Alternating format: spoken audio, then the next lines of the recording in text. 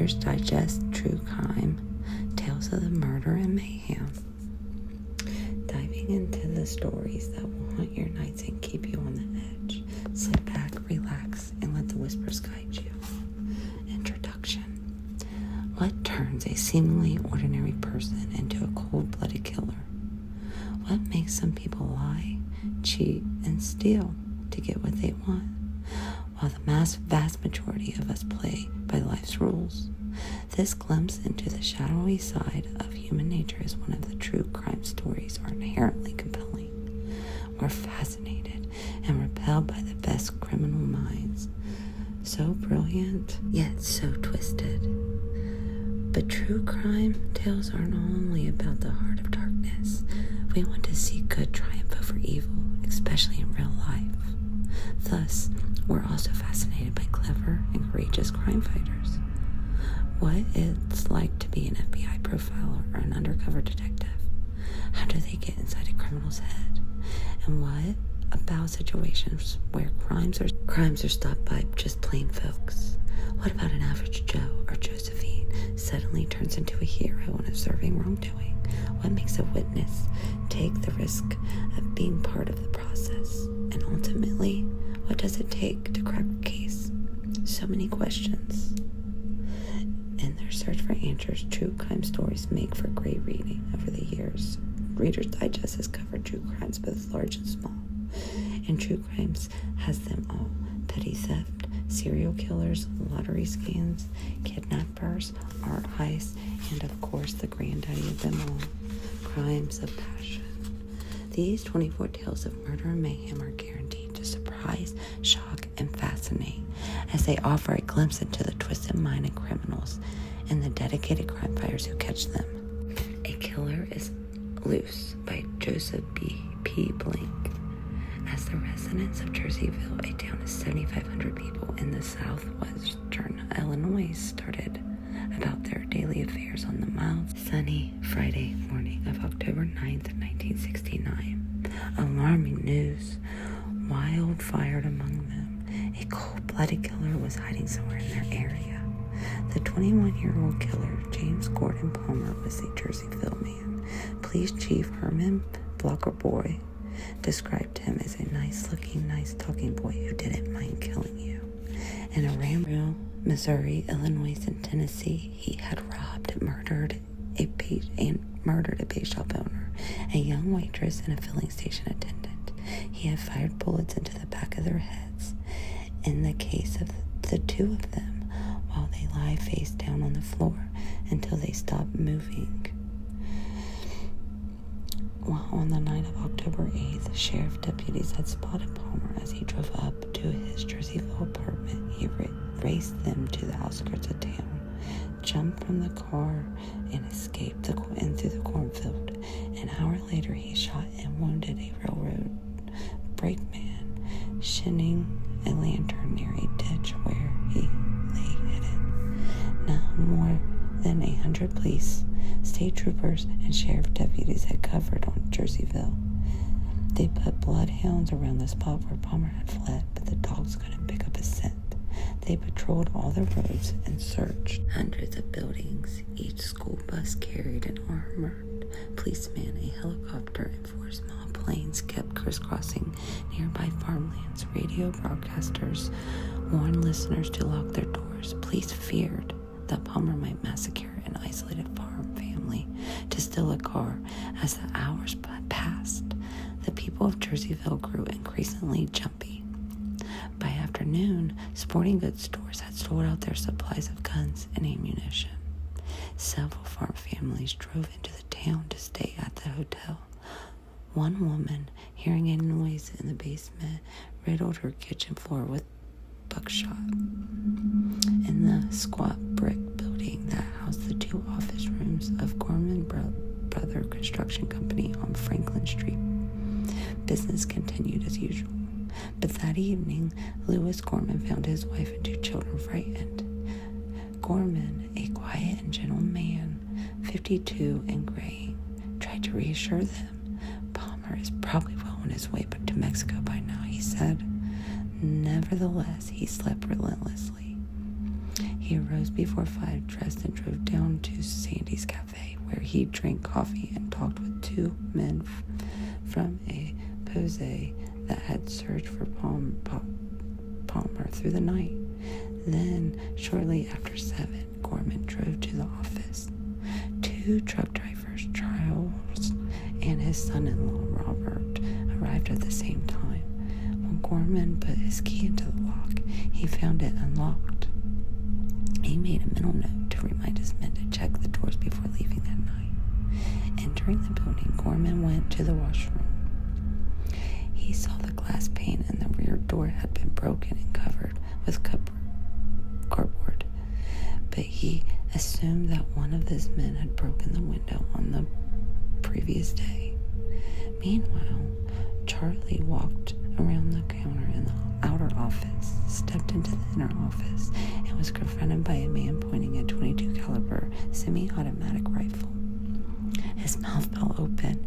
He backed away, repeating, "Louis, he's here. The guy is here." Palmer, tall, lean, blonde, with a boyish face, said, "Do as I tell you, and you won't get killed. Sit on the floor of the inside office and don't move." They obeyed. Gorman in the washroom heard his words. Quickly, he opened the washroom window, but he couldn't push out the screen. Palmer banged on the door and said, "Are you coming out, or will I have to shoot you through the door?" Gorman came out. "Sit down with your buddies," Palmer directed. The asked trio if the owner of the business was among them. Gorman answered. The killer nodded towards him and said, "Open the safe, brother." "I can't," Gorman said. "It's a tricky combination lock, and our office manager, Ernie, is the only one who knows how to open it." "Brother, you're lying," Palmer said evenly. "I've got a notation to kill you right now."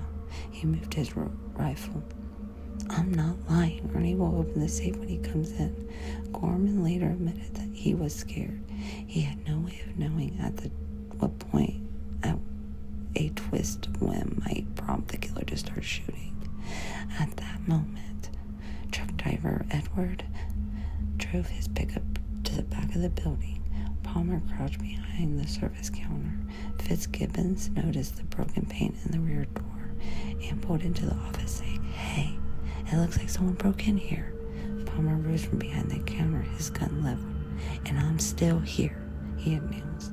"You sit down on the floor there with your buddies." So Fitzgibbons did so. The next captive was William, a robo engineer for the local freight line, who dropped in to tell Gorman that a car of cement had arrived.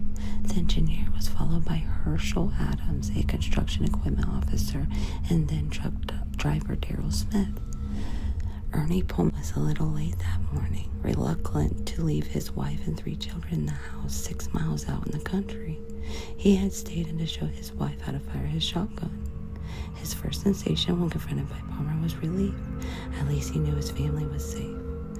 When Pullman identified himself, Palmer said, "Just the man. Open the safe, Ernie." Pullman knelt before the safe, which for a long time had been difficult to open. He twirled the knob. He failed on the first try. He failed again. In a warning tone, Palmer said, "Ernie."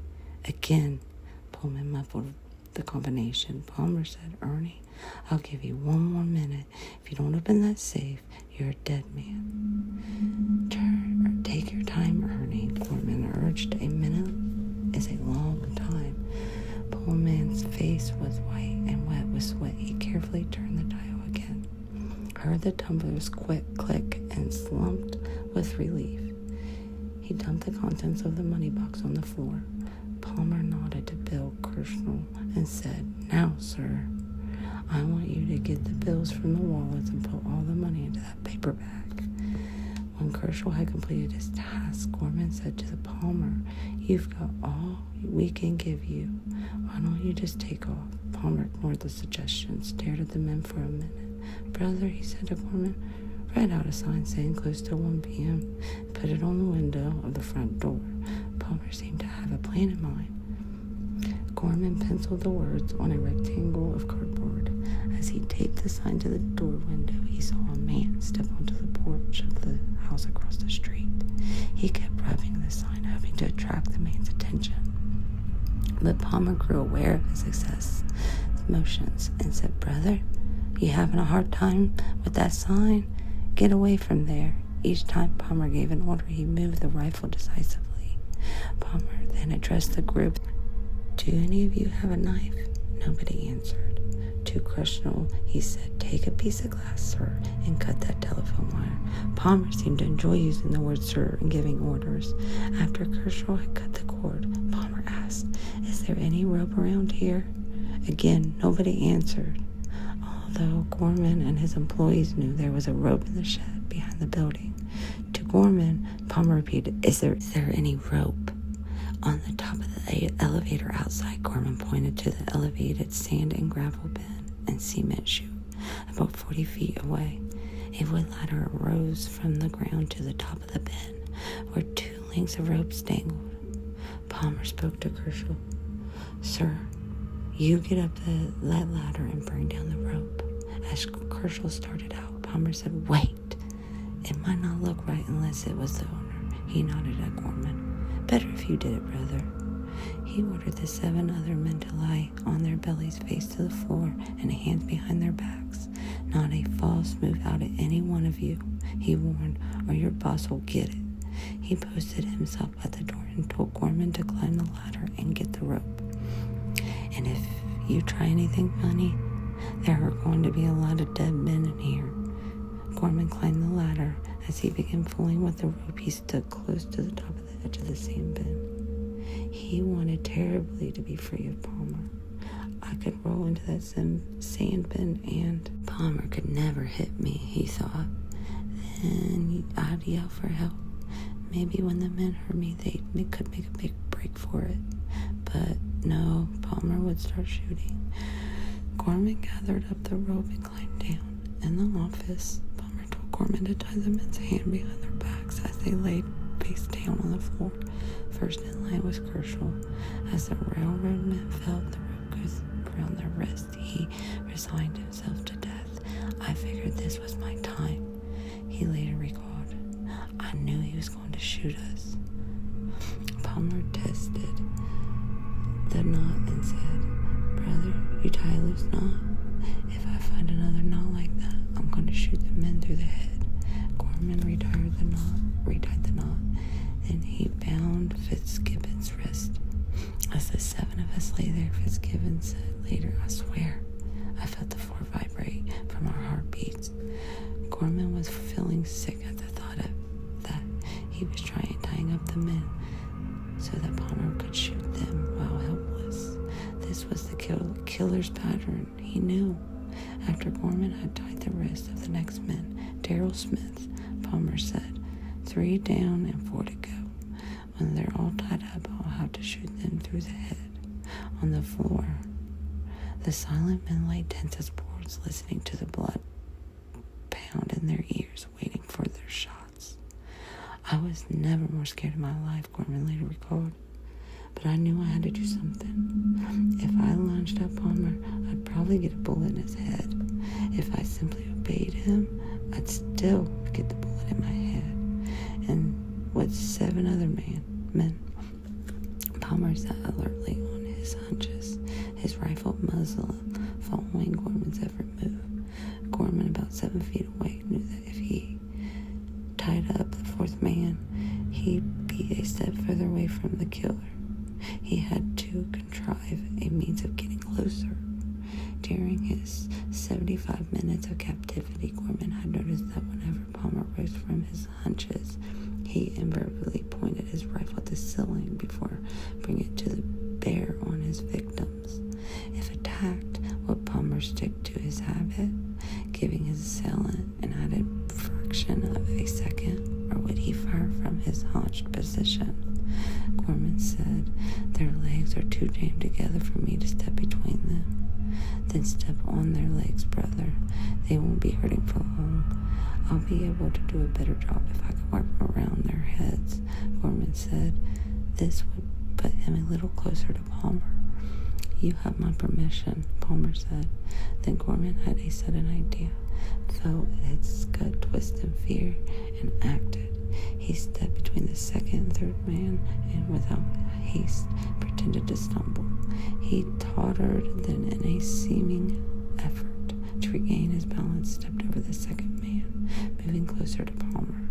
To make the action seem innocent, he stepped backwards, giving the killer a clear shot at his back. Again, Gorman took a step backwards over the remaining men between him and Palmer. The killer hesitated a moment and then, following habit, rose from his haunches, pointed the rifle towards the ceiling. In the split moment it took Palmer to bring the rifle down, Gorman was next to him and felt the gun barrel on his shoulder. He swung his left fist at the trigger guard, scraping the skin off his knuckles as he knocked the gun from Palmer's hands. Then, with all his power, he shot his first fist at Palmer's jaw. The killer went down, and Gorman fell on him. Palmer grabbed the gun 6 inches away. Gorman jammed a knee on his wrist and hit him again, yelling, "Come on, boys!" Galvanized into action, the 4 free men dived at Palmer. As they subdued him, contractor Ralph Russell came in the door, hearing the scuffle. He peered over the counter and said, "What's going on? A crap game this early in the morning?" One of the men looked up and grunted, "Palmer." Charlie Driscoll ran to the nearest telephone. In 3 minutes, the sheriff's car skidded to a halt in front of the office. Deputies handcuffed Palmer, now meek and whimpering a little, and hauled him away. It was all over. Gorman and the 7 men stood staring at one another. The thought of what might have happened was coursing through each one of them like electric shock. Gorman looked at his bloody hand. Then, in a dazed but businesslike tone, he said, "Okay, boys, we've got concrete to haul." That broke the spell. Almost in chorus, the 4 truck drivers demanded, "Who the hell is going to haul it?" Gorman felt a flush of relief and grinned. "This morning," he said, "I guess nobody is." For his brave action, Lewis Gorman received the Silver Medal of Carnegie Hero Fund Commission. Palmer is serving a 180-year prison term and will not be out unless paroled till 2020, when he will be 82. James Gordon Palmer was released on parole in 1984 after serving 25 years. And that's the end of tonight's chapter. I hope this story's kept you on edge and the whispers linger in your mind. If you want to continue exploring more tales, make sure to subscribe, follow, and like Midnight Whispers. There are more chapters and stories waiting for you.